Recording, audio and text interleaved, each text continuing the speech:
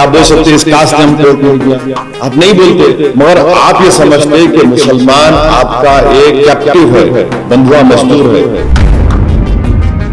मुस्लिम समाज से अपील कर रहे हैं कि आप वोट डालने वाले मत बनिए, सिटीजन बनिए। वोटर मत बनिए, सिटीजन बनेंगे तो सिटीजन राइट्स आपको मिलेंगे। नमस्कार, मैं ऋषा, आप देख रहे हैं भारत की बात। बिहार विधानसभा चुनाव के नतीजों ने एक बार फिर साबित किया कि राज्य की राजनीति में मुस्लिम वोटर अब पहले की तरह किसी एक ग्रुप पर स्थिर नहीं है। दशकों तक ये वोट बैंक आरजेडी कांग्रेस गठजोड़ का सुरक्षित आधार माना जाता रहा, लेकिन लगातार 2 बार असदुद्दीन ओवैसी की पार्टी AIMIM ने जिस तरह से मुस्लिम इलाकों में सेंध लगाई, इसका मैसेज साफ है। मुसलमान मतदाता अब केवल सेकुलर दावों के भरोसे वोट नहीं दे रहा है, बल्कि उसे अपने राजनीतिक प्रतिनिधित्व की ठोस मौजूदगी चाहिए। AIMIM के विकल्प में मुसलमानों को अपना प्रतिनिधित्व दिखता है। AIMIM इस बार बिहार में सबसे ज्यादा मुस्लिम विधायकों को विधानसभा भेज रही है। ऐसा तब हुआ जब कांग्रेस और आरजेडी ओवैसी की पार्टी को बीजेपी की बी पार्टी बता रहे थे, लेकिन सीमांचल के मतदाताओं ने इन आलोचनाओं की परवाह न करते हुए AIMIM को वोट देने का रिस्क उठाया, क्योंकि ओवैसी उनकी आकांक्षाओं पर सटीक उतर रहे हैं। AIMIM के विजयी उम्मीदवारों ने महागठबंधन या JDU की ओर उतारे गए 4 मुस्लिम उम्मीदवारों को शिकस्त दी, जबकि एक सीट पर बीजेपी द्वारा उतारे गए हिंदू उम्मीदवार को AIMIM ने हराया। आमोर सीट पर AIMIM कैंडिडेट JDU के मुस्लिम कैंडिडेट सबा जफर को मात दी, जो कि हाट में AIMIM कैंडिडेट ने JDU के मुस्लिम उम्मीदवार को हराया। AIMIM उम्मीदवारों ने न सिर्फ सत्ता पक्ष बल्कि विपक्ष के उम्मीदवारों को भी हराया और इस बात को साबित किया कि मुस्लिम समुदाय को उनका प्रतिनिधित्व स्वीकार है। बहादुरगंज सीट पर AIMIM कैंडिडेट ने 28,726 वोटों के भारी भरकम अंतर से कांग्रेस के मुस्लिम उम्मीदवार को हराया। कोचा धामन सीट पर भी AIMIM उम्मीदवार ने आरजेडी के मुजाहिद आलम को 23,021 वोट से पराजित किया।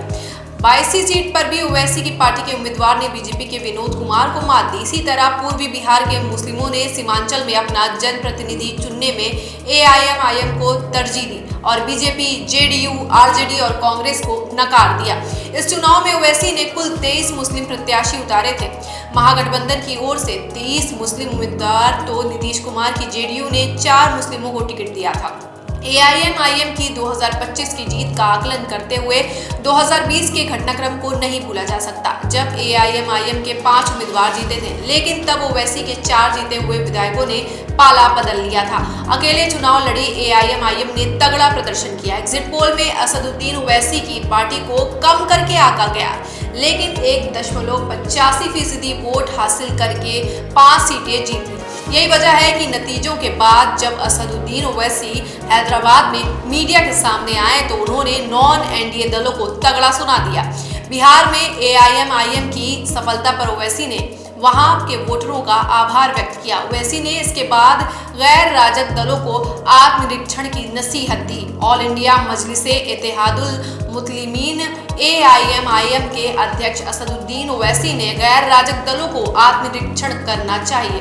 उन्होंने कहा कि उन्हें अपनी कमियों को समझने का प्रयास करना चाहिए और ये नहीं मानना चाहिए कि मतदाता खुद ब खुद उन्हें वोट देंगे। वैसे ओवैसी ने कहा कि मैं बिहार के लोगों का आभारी हूँ। खासकर मैं शुरुआत से कह रहा था कि राष्ट्रीय जनता दल बीजेपी को रोकने में सक्षम नहीं होगी। आप मेरे भाषणों को देख सकते हैं, मैंने यही कहा था। आज भी मैं बिहार के उन लोगों से अपील कर रहा हूँ जिन्हें MY यानी कि मुस्लिम और यादव समीकरण के बारे में गलत धारणाएं हैं।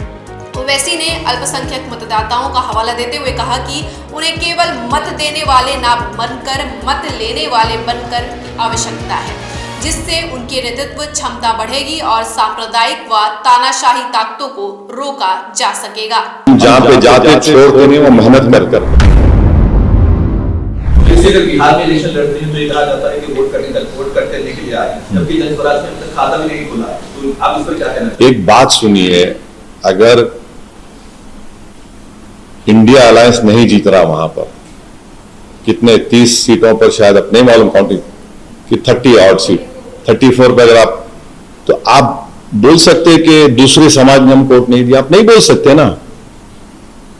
क्या बोल सकते इस कास्ट ने हमको वोट नहीं दिया, आप नहीं बोलते।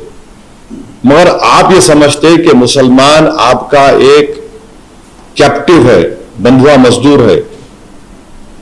कब तक आखिर ऐसा आप बोलते रहेंगे? और हम तो मुस्लिम समाज से अपील कर रहे हैं कि आप वोट डालने वाले मत बनिए, सिटीजन बनिए। वोटर मत बनिए, सिटीजन बनेंगे तो सिटीजन राइट्स आपको मिलेंगे। अगर आप वोट डालने वाले बनेंगे तो फिर इलेक्शन के बाद आपको सिर्फ ना सिर्फ भुलाया जाएगा बल्कि आप पर जो आफतें आती हैं उस पर उफ भी नहीं बोलते। ये हम कंसिस्टेंटली बोल रहे हैं। उम्मीद करते हैं कि इस नतीजे से पूरे देश में एक पैगाम जाएगा, खास तौर से अल्पसंख्यक समाज के माइनॉरिटीज को, मुसलमानों को, और जो सेकुलर जहन रखने वाले लोग हैं। हम उम्मीद करते हैं कि वो देखें कि क्या क्या रीजंस हैं। आप उठाकर सिर्फ दो चीजों को बोल देंगे तो फिर ये नहीं होने वाला है। पप्पू यादव ने कहा था कि अगर आमोर एमआईएम जीतती है तो वो पॉलिटिक्स छोड़। अब नहीं मालूम उनको कौन कौन छोड़ के, बहुत से लोग छोड़ के चले गए उनको। अब और कौन कौन छोड़ते, उन्होंने क्या करते, मेरे को नहीं, मैं तो नहीं बोला ऐसा। मैं ये बोला हूं कि पहला इलेक्शन हम आ रहे थे, हम बोले सीमांचल नहीं छोड़ेंगे। दूसरा जीते, हम 5 जीते, आप हमारे एमएलए को तोड़े, हम जीते, हम तोड़े, हमने कहा नहीं छोड़ेंगे सीमांचल को। आज फिर हम कह रहे हैं, अल्लाह ने हमको कामयाबी दी, हम सीमांचल नहीं छोड़ेंगे।